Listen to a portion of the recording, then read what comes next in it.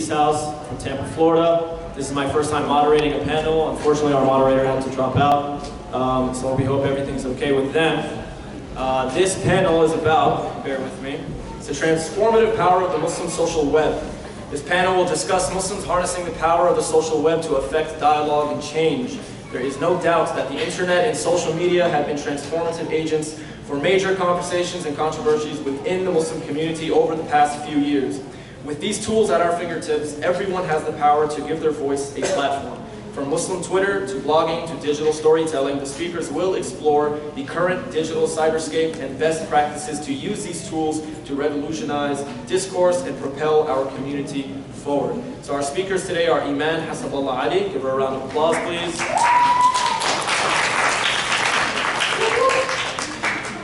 Amani Al-Khatahtbeh. A round of applause. I have to remind you a third time for a round of applause.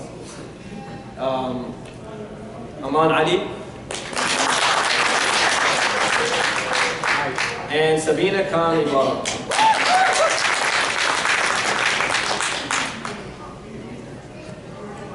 So I'm going to invite Sister Sabina Khan to Ibarra to give her presentation. All right.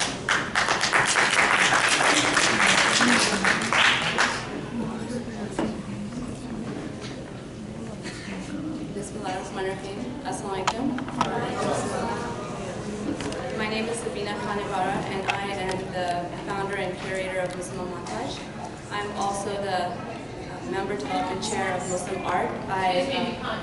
Speak up. Okay, I'm the founder. Can you guys hear me now? Yes. Okay. I'm the founder and curator of Muslim Montage. I'm also the member development chair of Muslim Art. I work with Alt-Muslim as a blogger. I also work with Alt-Muslim as an assistant editor. Today, I'm speaking on blogging and best practices. Let's get started. So, as I said, these are some of the websites that I work with, and I'll be mentioning all of them throughout the talk. So, when it comes to best practices, Muslim blogging and blogging, there's really no difference. A good blog is a good blog. So, but when you think about Muslim blogging, who is blogging? We think about who is blogging, who do you follow, and what blogs interest you. And when you're talking about Muslim blogging, it's blogs that are Muslim, about Muslim issues, and also blogs by Muslims. Some of the blogs out there are some like literary blogs like Love Inshallah. There's Little Life of Mine, which is like for crafts. There's Islamic financing, Muslim fashion, permaculture, fiqh, and much, much more. You can check out some of the blogs by visiting the annual Brass Crescent Award blog to see some of the latest nominations and winners, and it's a good way to just check out the landscape for Muslim blogs. And if you notice anything missing, my advice is to keep it to yourself, and at the end of this session, create your own blog. So now that you have an idea for a blog, now what? So these are my 7 tips for starting a blog. Number 1 is to set goals. 2 is to know your audience. 3 is to research and organize. 4 is to create high quality content. 5 is to be consistent. 6 is to utilize social media. And 7 is to ask for advice. If you notice me reading, it's because I'm more comfortable writing and not speaking, so I apologize for that. Okay, so the questions you should ask when you're setting goals is, why do you want to start a blog? What do you want to accomplish with your blog? And what are the goals of the blog? So, for instance, I wanted to start Muslim Montage because when I was writing, I needed some advice, and when I was looking up Muslim women, it was really hard for me to look them up in one place. So I had to like search numerous websites to find them. So I thought it would be great to have them on one site. And then the goals of my blog change, and it's okay for your goals to change throughout your blog's lifespan. So the initial goal was, like I said, to find Muslim women easily, and then slowly, as more and more women came onto the website, then it just created this diverse diverse page or a diverse website where you can see the diversity of the women in terms of their who they were, their backgrounds, what they were doing. And my ultimate goal, inshallah, is to hopefully have these women mentor younger women, but that's something down the line, inshallah. And you need to know your audience, and that's because once you know your target audience, you can cater to their specific needs, and that means that you're going to, your content should be something your followers want to see. And remember, you want followers, and you don't want just people who click on the blog once. You want people to keep coming back.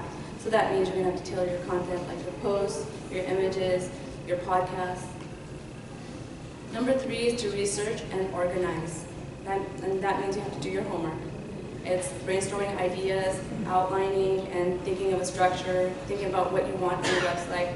You should look at similar blogs, and then you should research how to create blogs on a very technical level. Like things, if you're creating a blog, you need to know that you need to know the back end of blogging, like how to create things, what the HTML is, all these things that you never thought you'd have to learn, you're going to have to learn. And then visuals, you may have some idea of what you want for visuals, but what you really need to do is, get a professional graphic designer to help you create logos, tell you what fonts work, what images work, and what don't. And another important aspect of organizing is to use a calendar or planner and create long and short to-do lists and track your progress. And then this is because when you have these long and short-term lists, you're able to complete things and mark them off and move on to the next project. And sometimes this can get really overwhelming, so what I tend to do, and my advice, is to put away your to-do list at the end of the day and look at create a what I did today list. And that means it's just a way for you, it's kind of like a grateful list, like your gratitude list. You write down everything you did, and it keeps you motivated and feeling motivated for the next day and starting all over again. Number 4 is to create good quality content. And this, to me, is the most important thing with creating a blog, because you want your blog to be different than the other blogs that are out there. And you have to think of, that means you have to think of your blog as a job. You're going to have to make the commitment to it. You're going to have to give it the time, respect, and attention it deserves. You have to learn, like I said, to create high quality content. That means you edit your work. You have to create videos of high quality and podcasts. All of these things need to be top notch and make it so it's user friendly, and that so your blog is user friendly and easy on the eyes. And 5 is to be consistent. That means when you put up your content, make sure you put it up on a consistent basis. And you're going to have people who maybe email you or comment on your blog. You should respond to them in a timely manner, because that's respecting your followers, your audience. And sometimes life happens. Like for me, about 2 years ago, my daughter was born. And so as much as I could, I tried to be consistent. And I think you need to be consistent in the quality of your work as well as being timely. 6, another important one, is to link your blog to social media. Use social media platforms like Facebook, Twitter, Instagram, whatever works with your blog, to increase your public profile and drive traffic to your blog. Through the proper use of social media, you have the ability to create grassroots campaigns, engage with movers and shakers, and be a part of trending conversations, and this is especially true for Twitter. And you should you don't have to share content from your blog on social media, because not everybody can create content on the fast pace of social media. You can share relevant and exciting trending content. Like for instance, here in Muslim art, we shared a landscape photo, which we thought was in line with the message we're trying to give. So if you're on social media, you know that there's a lot of trolling, and I have a picture of a troll and it says, "Say no to fitna."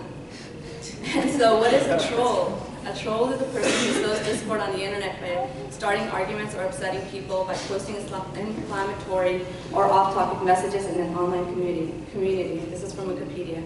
So I think sometimes when we're online, especially social media, things are going really fast, and we forget that what we're doing is actually talking and interacting to another person, another human being on the other end of the computer. And so I wanted to remind us of a hadith the Prophet ﷺ said. Whoever believes in Allah and the last day should speak a good word or remain silent, and whoever believes in Allah and the last day should show hospitality to his neighbor, and whoever believes in Allah and the last day should show hospitality to his guests. And this is Sahih al-Bukhari and Sahih Muslim. And earlier I said there is no real difference between Muslim blogging and blogging, but I would say this is probably for me the biggest difference, because we need to have adab. I think as Muslims we have to have adab, and we need to set an example. Number 7, this is my final tip, is to ask for advice. That means there's lots of people out there that are already doing what you want to do, and they have the resources, they have the answers. So and you'd be surprised, they're willing to answer your questions. Just reach out and ask questions, and they're more helpful than you think. For instance, I had a lot of help from a lot of people, and specifically Diana Kelly Sayed of loveinshallah.com. She really, and she has her own website, she really helped me put together Muslim montage, and it's a wealth of resources that we can use. And thank you very much, and I will answer your questions during Q&A. And here are the 7 goals.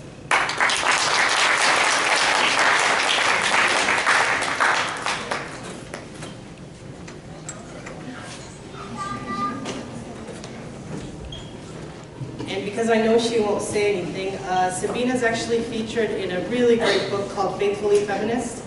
She and a bunch of other Muslim women, some who are here at the conference, who have spoken at the conference. I think the book is Diana in there? Yeah, she's in there. It's a fantastic book, so support them. I think it's on Amazon. Not sure if it's being sold at the bazaar, but check it out. What's the title of it? It's called Faithfully Feminist. It's really fantastic. 1 second, I will just get. Can you show the first slide real quick, or it was the second slide? It was a list of blogs.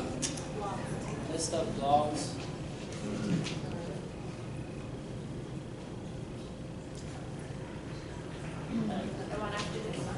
Let's go. There you go. Thank you. No problem. All right. So Sabina and my talks are going to be a little bit technical, inshallah, and maybe a little dry, but inshallah, both Amani and Aman, Amani, Aman, are going to be more about the transformation part. So please stand by for that.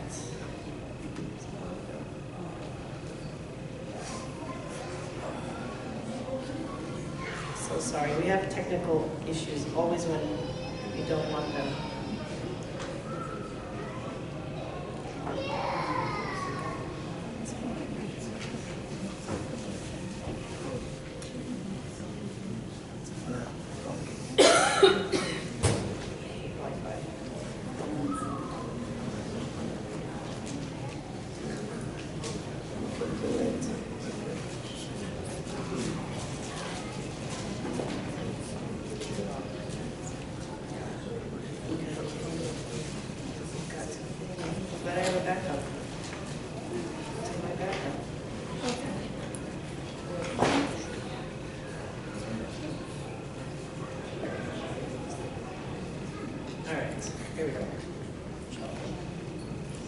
And then after this, we don't have presentations. I mean, we don't have prezis or PowerPoints. Right? Yes, now I am online.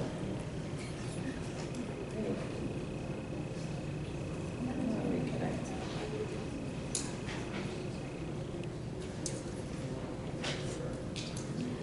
Defer to above. Oh, no, we're good. Sorry. Yeah, maybe we should. Yeah, until you figure it out. Yeah. All right, just kidding. Now Amani's gonna go. Maybe we can figure this out.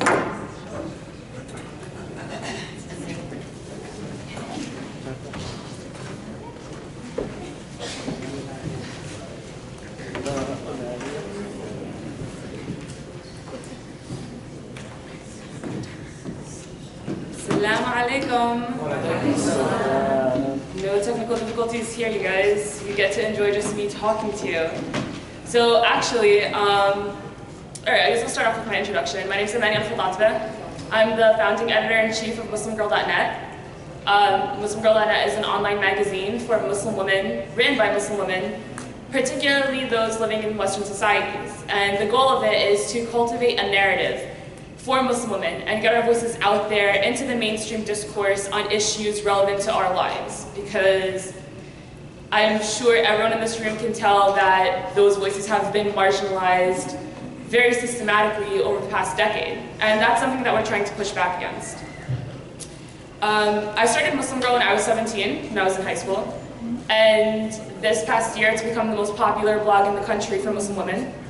So I kind of want to share, I believe, some of the core instructions, I would like to say that, call it that, instructions about how to really get people to hear your story, how you can get your story out there, and really deliver it in a way that can be transformative and can be very powerful.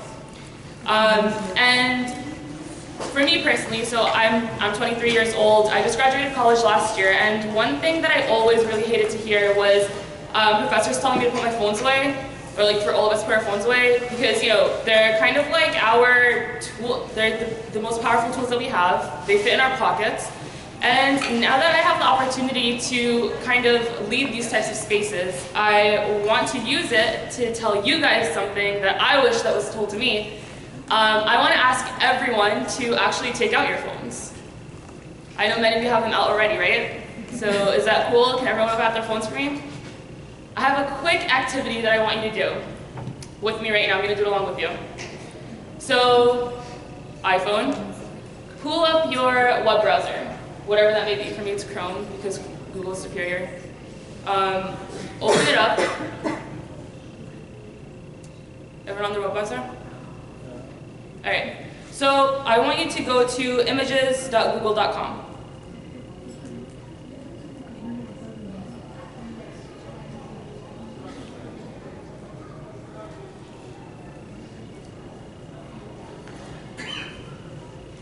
You guys have it open? Do you guys have it open? Yes. Some people have keyboards. Awesome. So, I want you guys to type in the search bar, Muslim women, and hit enter.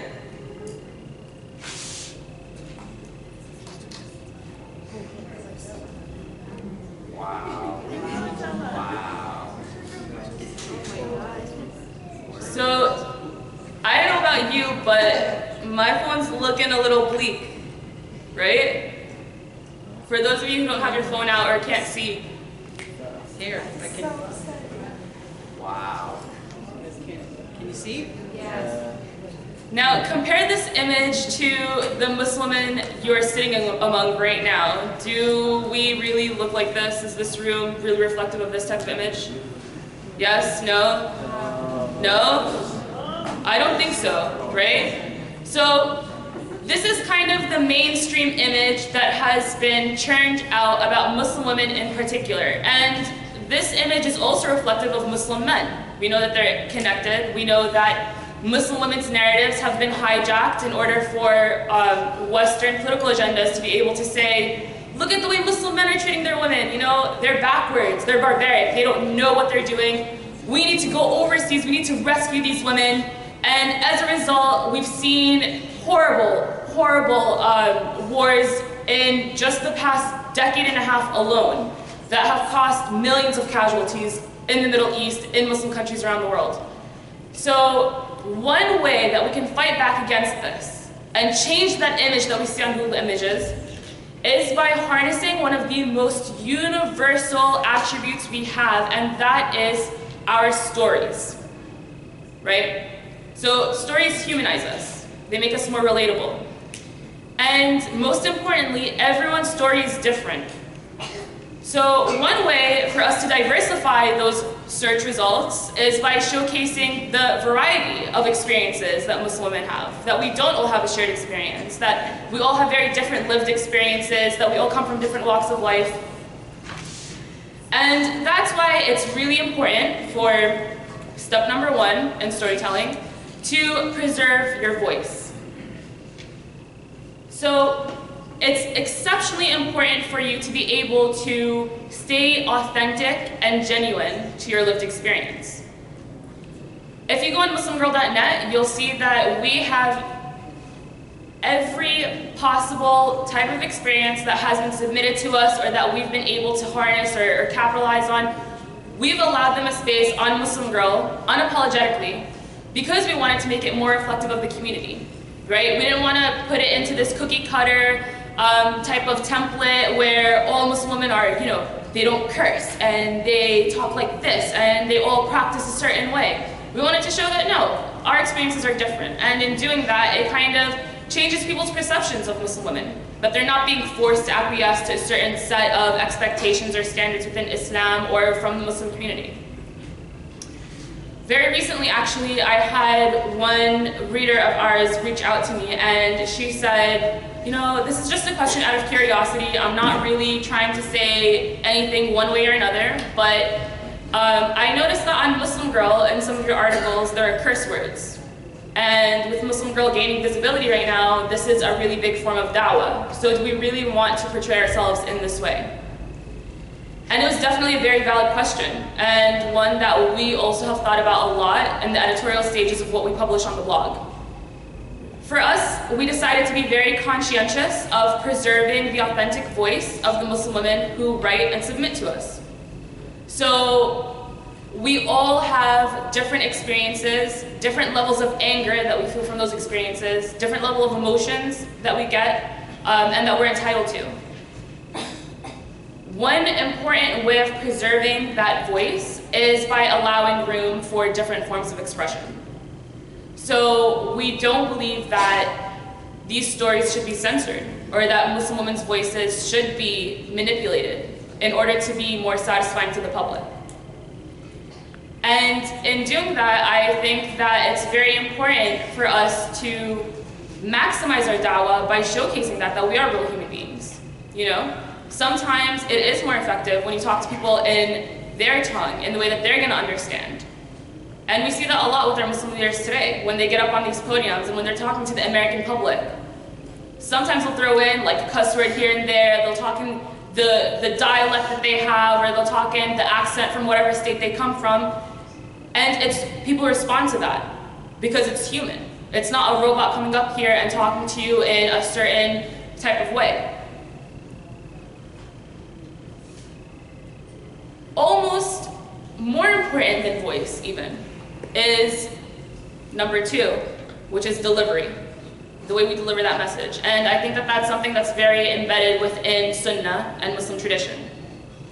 So we all believe that the manner of the Prophet Muhammad ﷺ was that you deliver a message in the way that is most effective to the audience you wish to reach, the audience that will be receiving it. So that's going to mean something different for whatever initiative you have, depending on the audience that you are trying to harness, right? So for us at Muslim Girl, our core age group is between the ages of 15 and 30. So of course, we're going to retain a certain type of style, whether it's listicles, because we know that young girls love sharing those, or whether it's personal essays that are very touching. But the way that we deliver it will always be in a format that we know will be the most effective. Even if that means having to copy and paste some tweets in there so that people can get excited about retweeting things or Facebook statuses.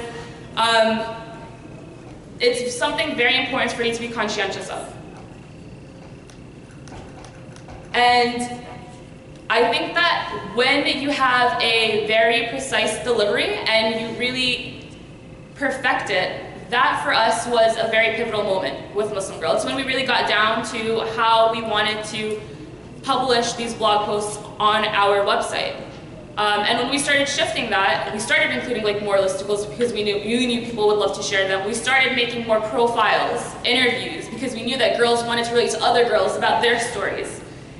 We started noticing an uprise, or an increase, in number 3, which is visibility. Because what's the point of having our stories out there if no one is reading them or if no one is seeing them? So one of the most important ways of gaining visibility, and one of our core goals at Muslim Girl, is to make sure that our voices are in the media. So we have sparked up a lot of partnerships with other media outlets, times, right? We've connected with, for example, Sabina. We've worked with her many times because of the fact that our stories are aligned so well. Doing that type of distribution between our stories allows us to increase our audience, reach more people. So it's really important to find out what other blogs or online initiatives are similar to yours and connect with them in that way. When you do that, it becomes even easier for you to have your stories be accessed by people outside of the Muslim community and by the mainstream. So when they start getting circulated online, especially through social media, with the power at our fingertips, that's how we're able to have people see these stories as accessible. We're able to deliver these voices to the public. And soon enough, just like we witnessed at Muslim Girl, you're going to start getting picked up by mainstream media. You'll start getting republished in other publications. You'll start getting contacted by other people that want to connect with you on these issues and delve into them even further. And the impact that you have in that way and the many lives that you can touch through the borderlessness of the internet is truly immeasurable. And I'm very happy to take questions during the Q&A session. Thank you.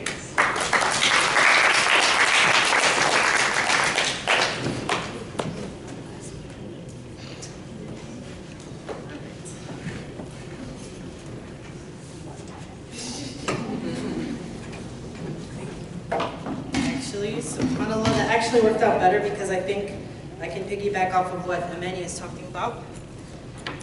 When we talk about podcasting, how many people have heard of a podcast? How many people, oh, that's a lot. How many people listen to podcasts? Serial fans? Rihanna? Hey, you're killing my punchline. All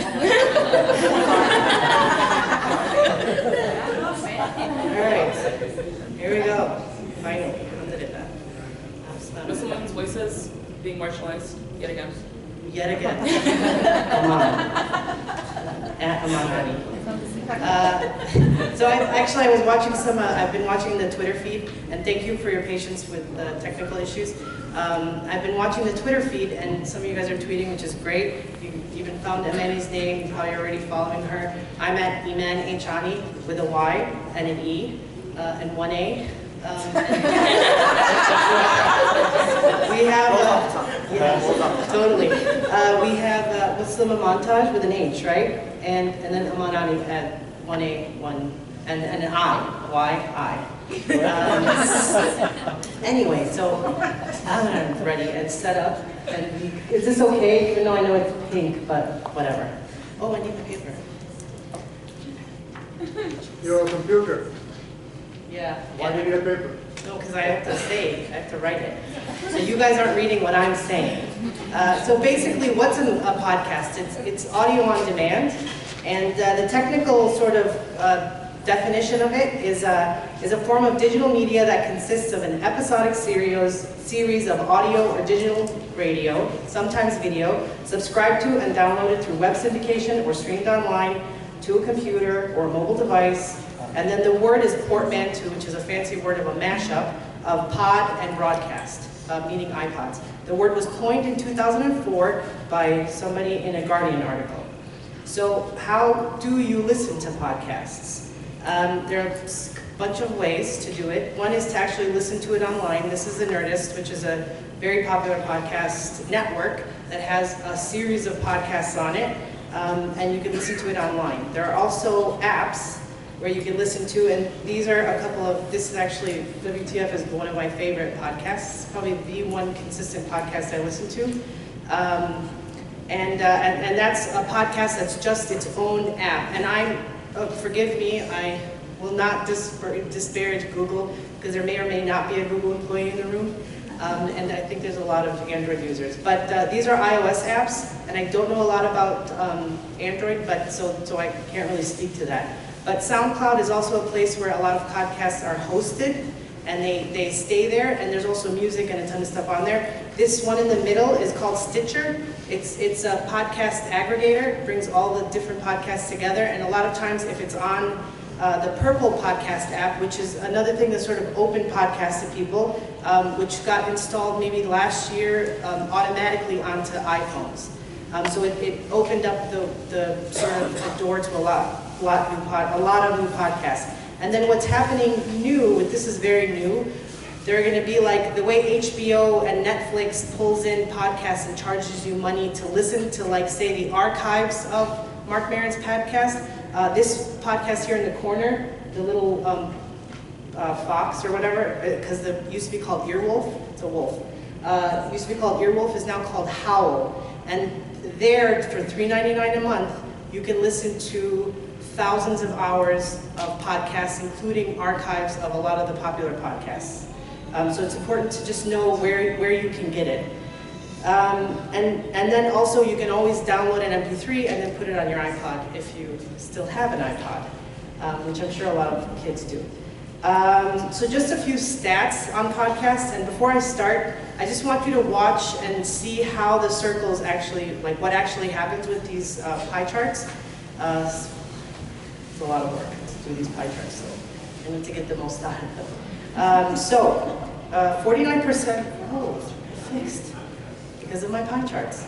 49% of Americans have heard of podcasts, and I think this room skewed a little bit more towards podcasts. So 49% of Americans have heard of podcasts. 33% of Americans have heard a podcast or listened to a podcast once. And then in January 25, 17% had listened to a podcast in the previous month. See how the numbers are getting smaller? And then in 10% have listened to a podcast in the last week, and they listen to an average of 6 podcasts a week. Actually, check mine. I think I listen to like 10 because I have a very long commute. And then podcast consumers only make up 2% of the US population versus 56% of Americans who still listen to the radio, terrestrial radio, which is what podcast listeners call regular radio, what's on the AM and FM. And so the point I'm trying to make here is that we're in the Wild West. While a lot of people think like, oh my God, Serial changed the world of podcasting, you'll see it really hasn't. There's still a lot of room to grow into podcasts, and there's a lot that you can do with podcasts. And then just a little bit about podcast listeners. 36% of podcast listeners have a household income of $75K or more versus 25% of the US population. So they are a more affluent population, and you'll understand why later. And they have higher levels of education. 91% of podcast listeners have smartphones. And then 93% of podcast listeners are active on social media. This means that you have an engaged audience. And they're not only are they going to be listening to your podcast, but they're going to be talking about it on Facebook. They're going to be tweeting it out on Twitter. They're going to share your links. They're going to be talking about your content. They're going to be interacting with you. I mean, I can't tell you how many times I've tweeted at Mark Maron, and there have been times where he's actually responded to me, and I screenshot it and kept it forever in an album. But the idea is that, you know, this is direct connection, and I feel like I know Mark Maron. Like, I remember I was at a conference, I was at South by Southwest, and I saw him, and it was almost like I was going to be like, hey, but I didn't because I don't know him. I just listened to his podcast twice a week. So it's a direct connection, and again, I'll refer back to that in a minute. And so this is 10%. This is the number of people who heard of Serial. So remember I was saying I was just talking to a friend of mine this morning, and he's like, oh my God, Serial changed the world. And I was like, actually, no. Only 10% of Americans have heard of podcasts, of Serial, specifically, is what they've heard of Serial, and only 3% have listened to it at least one time. So even though Serial was like everywhere, and even Saturday Night Live did a thing on it, like they did a skit on it, only 3% of people know what Serial, or 10% of people know what Serial is, and only 3% have actually heard it.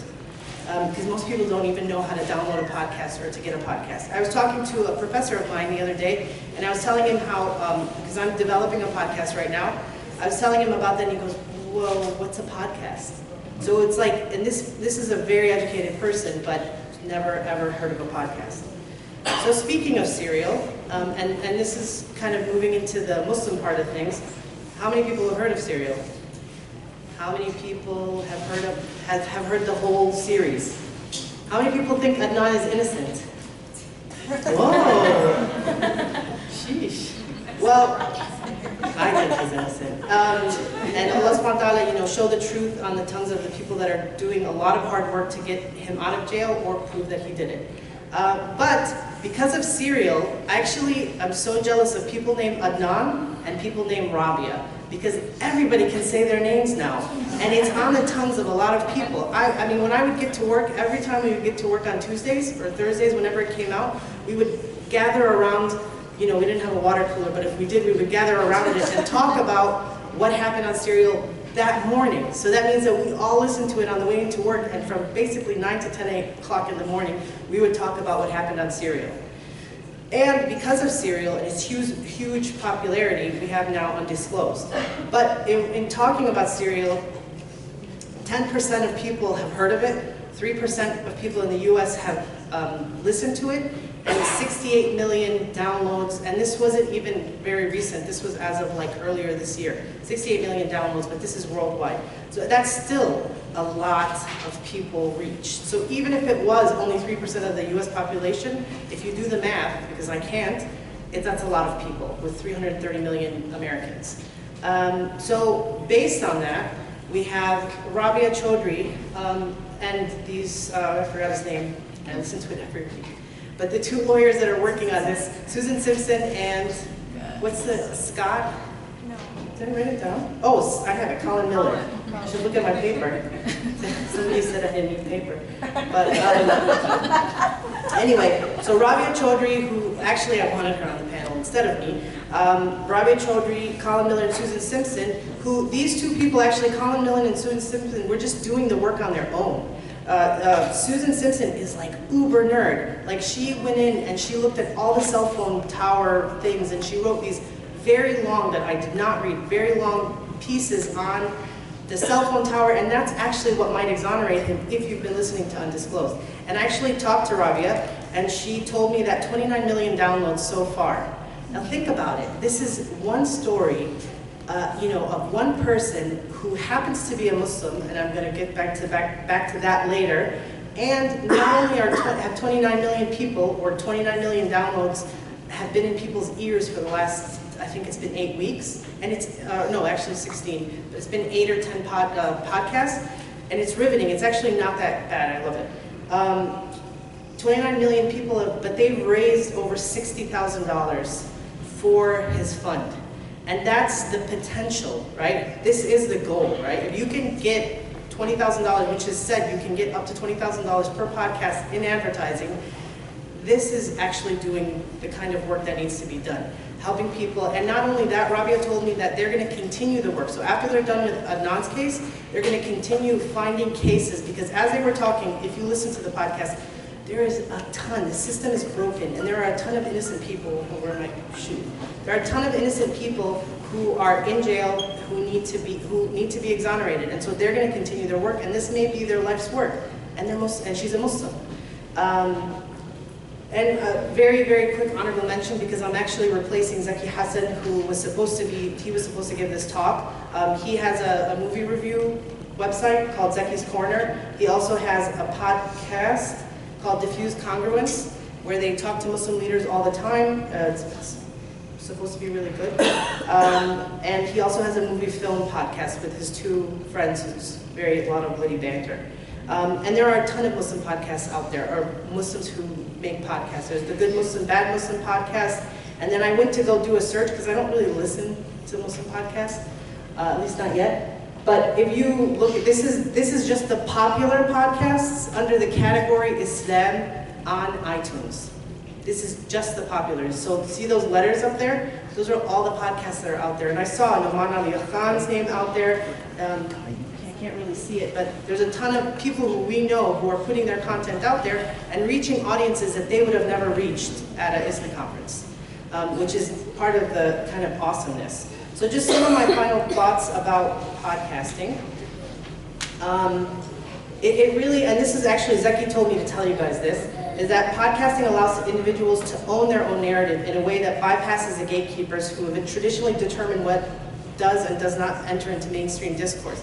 So you can't just walk up to Fox Network or HBO or Showtime and say, hey, I want to have a show. But I can, in my closet, with a mic and a laptop. I don't even need a laptop. I can do it on my iPhone with an app called Boss Track. Just say, hi, my name is Eman, and I'm going to talk to you today about something. So, and then the other thing is that, like, and one of the pieces of advice that I got from Rabia was that I wanted to do a podcast for Muslims about Muslim issues, like marriage and stuff like that. But she told me, no, don't do that. Do a podcast that will reach a broader audience. Because you don't want just 100,000 listeners a month or whatever. You want to reach millions. And talking about what Amani was talking about, we don't want Muslim podcasts. We want Muslims who podcast about things that everybody can relate to. I mean, we're living in this country. We are from this country, and we are American, and we need to just give that. I'm wrapping up. We need to give that message to the world, to America, that we're who we are, and we're here to stay, and we're not going anywhere. My last thing, and this is what I was actually supposed to talk about, was about, and I'll just show you guys this, and if you want, you can get the QR code. I'll leave it up on the screen. Talking about what Sabina was talking about, trolling. I mean, we really need to move. There's been a lot. Fidel is here. I've been working on the social media committee a little bit this weekend, and there's so much trolling on the hashtag, and that's just not the way we have a discourse. Like, if we want to talk about something, we should talk about it, and not troll and distract from what's actually, being said at this conference. And the thing is that the world is watching us, and it's not that we want to look bad. No, we want our message to get out. We don't want to see that, oh yeah, these people are talking about, and everybody's complaining about the bazaar, the food, or whatever it is. Like, we need to figure out how to communicate possibly. We need to figure out how to agree to disagree, and that's all I have to say. Thank you. So this is the QR code that links back to this podcast. It's called Note to Self. I'll leave it up. I don't know if anybody uses QR codes, but they're kind of cool. To the Google employee who might be in the room. Cameras actually need to have this built in, kind of the way Snapchat has the scanning built in, and QR codes will take off. And then this is my contact information. I'm at Eman. I'm always available for questions online, and I hope to meet you this weekend.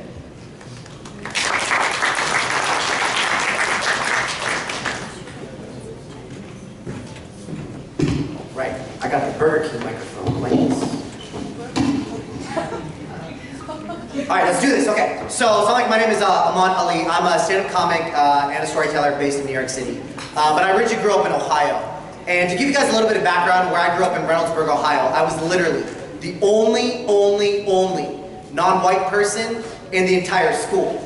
So during school plays, I either had to be Squanto the Indian or Martin Luther King. Right? Those are the only choices I had growing up. And so when I was a little kid, I didn't really have a lot of Muslim role models, right? There's nobody that I could really look up to. But I'm a die-hard basketball fan. Any hoops fans here? Any hoops nerds? Basketball people, right? Hakeem Olajuwon. Remember Hakeem Olajuwon? Remember Hakeem, right? Muslim or not, one of the greatest players to ever play the game. He's just an incredible guy. And just YouTube him. I can YouTube him all day long. But anywho, I was a huge fan of Hakeem. And when I was 9 years old, my mom, who's actually here, I mean, you have a camera. Why are you using the iPad? You have the camera. You don't need the iPad. She's taking pictures with an iPad. Anyways, you have a. I bought you a camera. Use the camera. Anyway, sorry, I got distracted. So Hakeem Olajuwon. So I was 9 years old, and Ummi was like, "All right, it's Ramadan time. It's time for you to start fasting." And then I'm like, "Hold up! I gotta wake up at 5 o'clock in the morning." Go the entire day without Capri Suns, without fruit roll-ups, all the way until 9 o'clock, 10 o'clock at night? No, I'm out. I ain't doing that. And then that night, I was actually watching the NBA playoffs, and they did a story on Hakeem Olajuwon. And they showed his stats while he was fasting versus when him not fasting. And that night, while fasting, he put up 53 points against the San Antonio Spurs. I'm like, Mom, wake me up for Fajr tomorrow. I'm fasting from now on. It was amazing. Right? And so I get older, right? And alhamdulillah, I became a performer, got a chance to travel, go all these different places. And alhamdulillah, I got a chance to meet all these incredible, amazing people, but I never got a chance to ever meet Hakeem Olajuwon. Anybody from Houston? Any Houston people here? A couple people, right? Have you guys met Hakeem? See, everybody meets Hakeem. And mashallah, may Allah reward you. Here's the thing, right? Here's the thing. Everybody I know that has met Hakeem Olajuwon never has a normal story. It's never like, oh, I was at the masjid and I just said hi to him or whatever. It's always some crazy story, like a really good friend of mine, and he has the photo on his phone to prove it. He was driving down the street on the highway. His car breaks down, and he's freaking out. His car breaks down, and his SUV pulls up, and the guy gets out and says, hey, what seems to be the trouble? It was Hakeem Olajuwon. Hakeem called AAA for my friend, helped him change his tire. My friend has a picture of him and Hakeem posing in front of his car. And so I travel around a lot doing shows, and I go to Houston a lot to perform, and I would, if my show's on Saturday, I'd come in on like Thursday, hoping that I might run into him. And every single time, someone would be like, dude, why'd you do Jummah at this masjid? Hakeem was at that one. Oh, bro, why are you leaving Saturday? Hakeem is doing an event on Sunday. Every single time this would happen, until recently. My mother and I just made Hajj together. And we went to Hajj, you know, Hajj, alhamdulillah, I'm a great person, thank you. So yeah, I went to Hajj, and for those who've been to Hajj, you guys can attest, it's one of the most beautiful gatherings of human beings on the planet, right? 6 to 8 million people of all these different colors of the rainbow, all for one purpose, to give Allah subhanahu wa ta'ala praise. It's beautiful, incredible gathering. And so my mother and I were there, and we're at Mina where you have to throw the rocks at the pillars, right? And so I'm waiting for Ami to finish up, and I'm just waiting for her, and I look in the corner of my eye. It's Hakeem Olajuwon! I'm like, Allah has answered my prayers! This is amazing! Of all places, I get to see him at Hajj! So I'm getting super giddy, super fanboy, like, oh my god, Hakeem is here, Hakeem is here! Then I'm like, oh, I don't want to bother him, he's probably here on Hajj. He doesn't want, you know, photos or people to bother him. But I'm like, dude, when else am I going to get a chance to meet Hakeem Olajuwon? And of all places, here, like, I just got to say salams. I'm just going to say salams, and I won't bother him. And so he's just on his phone, and it looks like he was waiting for someone, and he's just standing there. And so I go up to him, and I was like, sorry, assalamu alaikum.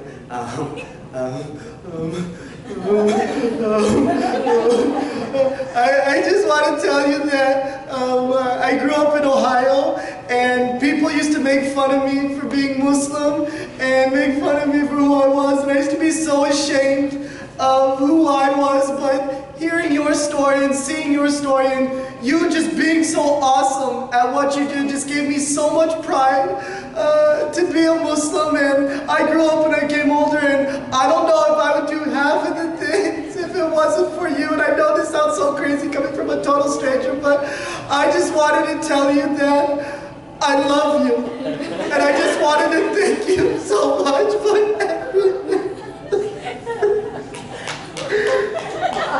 And that's when I realized there wasn't Hakeem Olajuwon.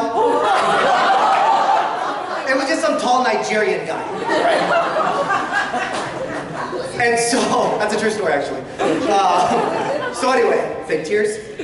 Thank you guys. Anyway, so the reason I bring that up is because we all have stories, right? We all have stories. She was talking about Mark Barron. We all have these interesting stories. And alhamdulillah, you know, being a performer or a speaker, you know, we have a profile, blah, blah, blah, but we all have dope stories to tell, right? And that's why it's awesome that Amani and other people have like started platforms for people to tell their own stories, right?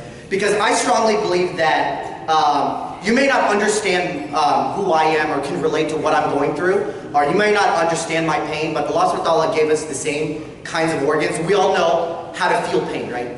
We might not understand what it's like to be assaulted or attacked or have cancer, this or that, but we all have the same mechanisms to feel that pain. So it's important to take the time to understand that pain. And so, aside from performing, I spend a lot of time on social media and on Facebook especially. Writing a lot of just dumb stories just about traveling and this and that, getting rejected by women left and right, and all that. Thank you for laughing at my insecurities, thank you. So I used to just write about a lot of stupid stuff, but as I was traveling, I was hearing some very, very real stories, and I kind of felt like the stories that I was hearing from people weren't the same stories I was hearing on the minbars, on television, on the places where these things should be talked about. So it was awesome to have my platform start talking about these stories. Case in point, I wrote a status about a week and a half ago about sexual assault that was happening on college campuses. And people think, oh, this is a non-Muslim issue, but there were Muslim women that were getting sexually assaulted by men claiming to be practicing Muslims that claim to be activists and were being sexually assaulted by these people.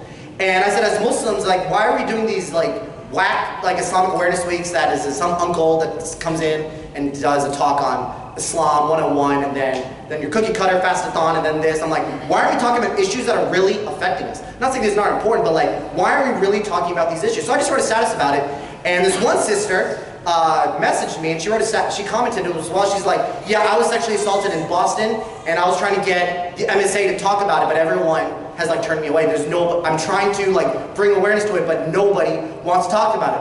I get her in touch with Iman and some of her crew here in Chicago, and now they've been able to network and stuff is starting to happen. And this really starts with people's stories. We all remember this, not even a few days ago, there was this incredibly devastating photo of a Syrian refugee, a little boy, 3 years old, Al-Khatahtbeh, who was trying to flee Syria and his body was face up, right? And it's not even just the photo that was riveting, it was the story behind it. And since then there's been, obviously the Syrian refugee crisis is nothing new. Refugee crisis anywhere is nothing new, but it's hearing these people's stories is a way to resonate. And we're able to mobilize people to take action, but it starts with stories. I could keep going, but for the sake of time, I know people have lots of questions. I'm gonna wrap up there. You guys are awesome. My name is Aman Ali. Assalamu alaikum.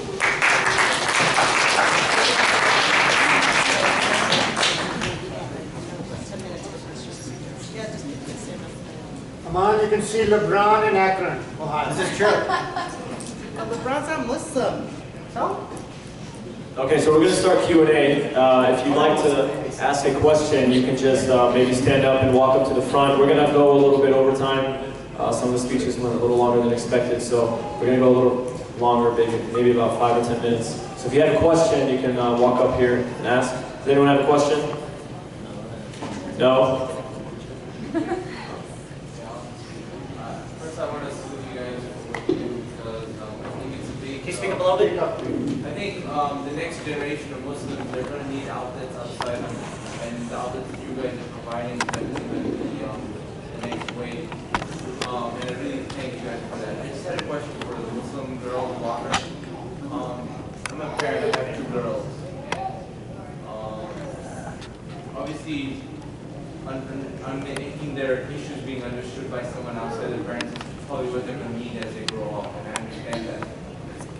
But a lot of the times they haven't had their ideas fully formalized yet, so they're getting exposed to things that they haven't experienced yet.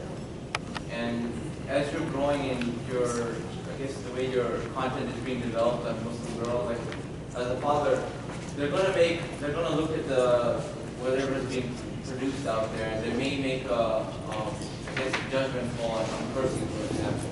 I know you want to be genuine in terms of the authenticity of a blogger, but they may also think, well, hey, you know what? Well, they can curse. You know, why can't I just do it? I feel like, you know, I'm expressing myself.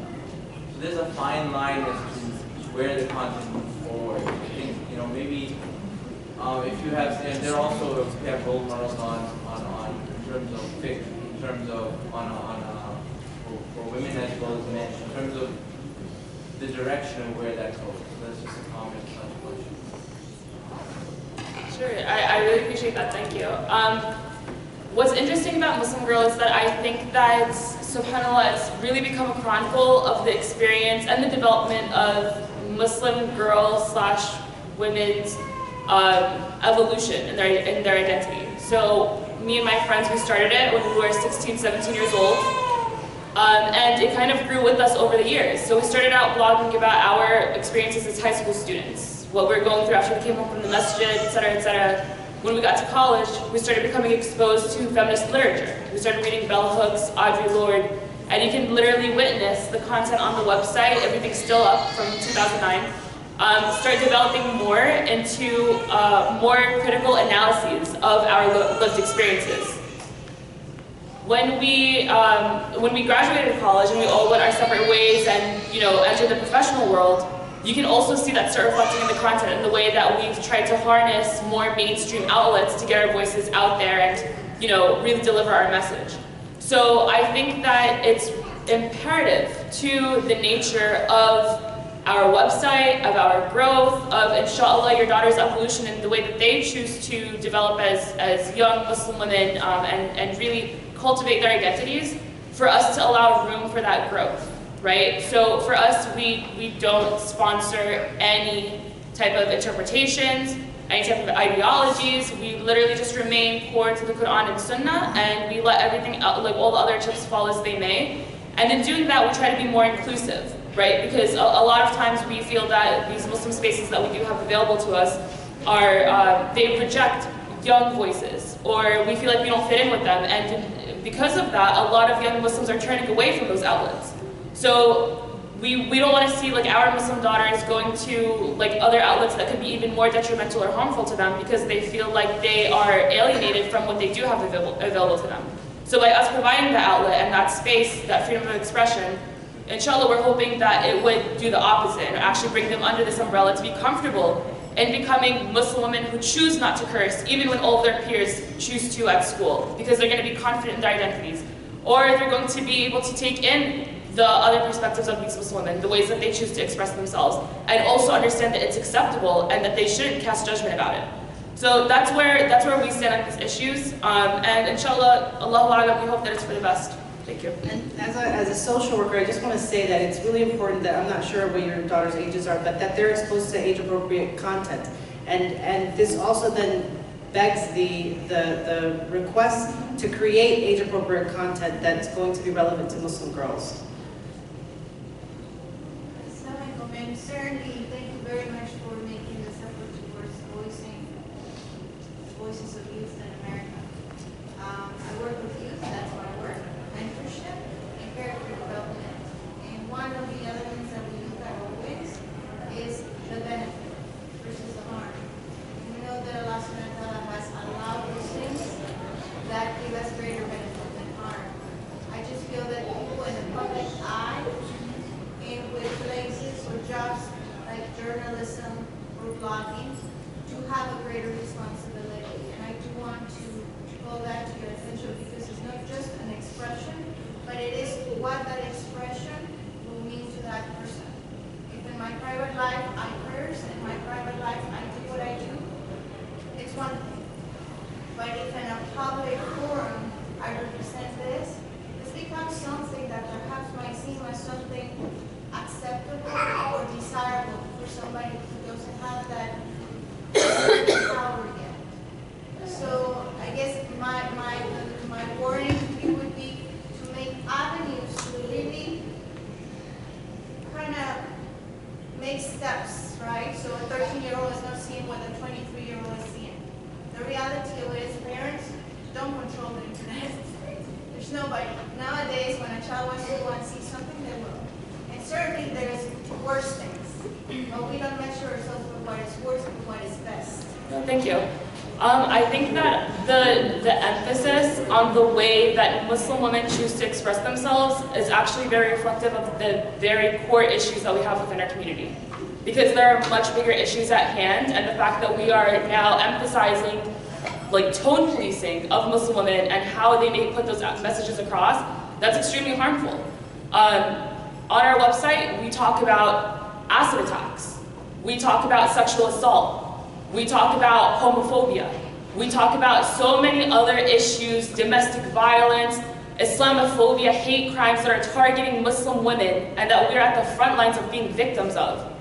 There are so many more pertinent issues for us to be addressing and that we focus on at Muslim Girl than for us to be focused on editing, oh my God, hold on, someone's gonna be offended that she said the word ass. Like, do you know what I mean? There are, I'm sorry, I know, we need to just, because of the time constraint, we can take this I just want offline. to say something But- for clarification. I wasn't Sure. talking per se about just the language, but the Right. content in itself, you know? Right, exactly. I mean, I encourage you. So when you put something out, I hope that you're putting resources. Okay, we really have to We can take this up, I know we're already over on time. Any other questions? Questions, try to keep it to like. Question I have 30 is, seconds. for example, Trump targeted Huma Abedin.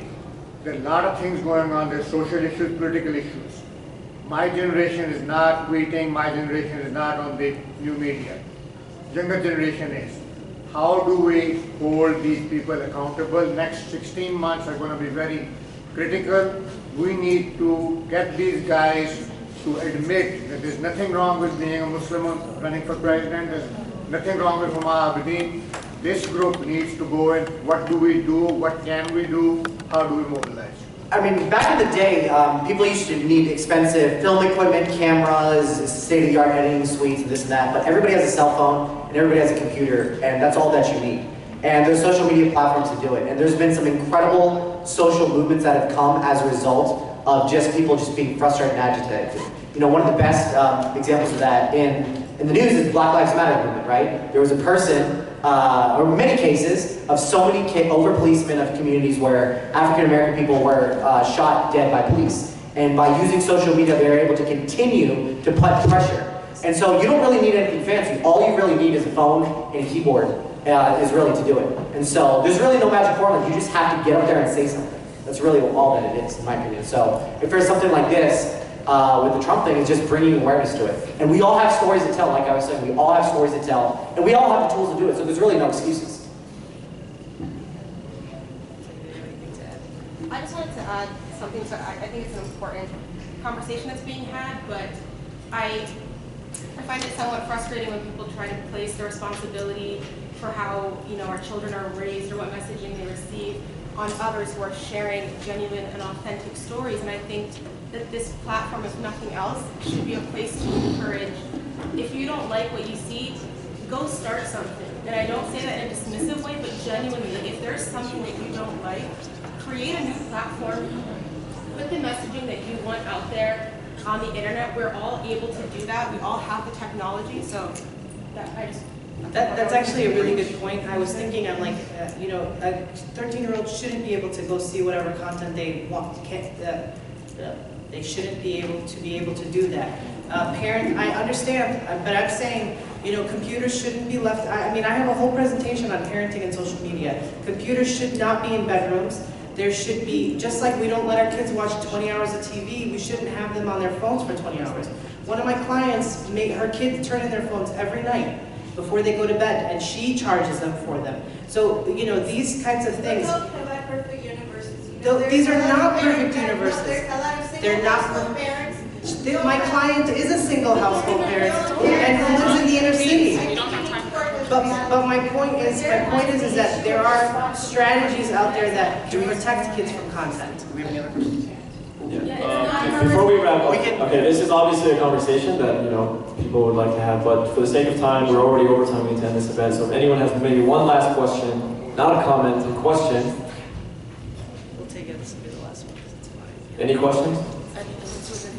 Yeah, we're not going to. Yeah, we're chilling as long as we can okay. kick out until we can kick out. All right. So one last question in the back. Can you just make sure you speak up? So how do you deal with, I mean, you have a blog, for example, instant commenting right away, right? You get responses right away. So how do you respond to all of them? And if there's negative comments, how do you deal with that? You leave them up there. So how do you deal with negative?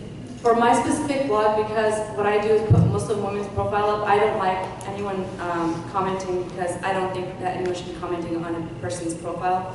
They can comment on an article, and so I don't have any comments. But for blogs that do have comments, you have the, you can either, accept the comment or you can reject it. And it depends on the blog and your, you know, what you want. If you want an open place for people to have a conversation, you can, but you have to be careful again, because if there's trolls and you keep responding to the trolls, what happens is it's not productive and it's just going to go on and on. So as the creator of a blog, you're the editor, and it's up to you when you want to just shut that conversation down.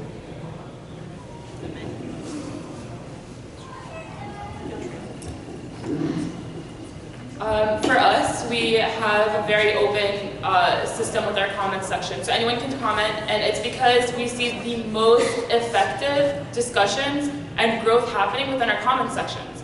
Especially when those trolls show up and they start like talking crap in there, and then we see all these other like Muslims, even like non-Muslims, coming to explain and debunk these types of things that are being used to attack us.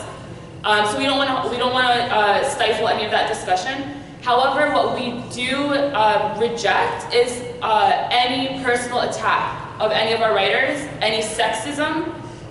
We cannot allow space for that. And actually, Vice, they recently just launched Broadly, their new women's platform. And they're one of the first women's blogs on the internet to just make a blanket policy of no comment section. And the editor-in-chief made a statement saying that it was intentional because of the fact that women are targeted so often in online spaces. Sexists totally try to throw death threats at them. They try to stifle their voices, so they don't want to have any of that, and they want to protect their writers from it. So they've decided to cut it off completely, and I think that both are very valid avenues to go down.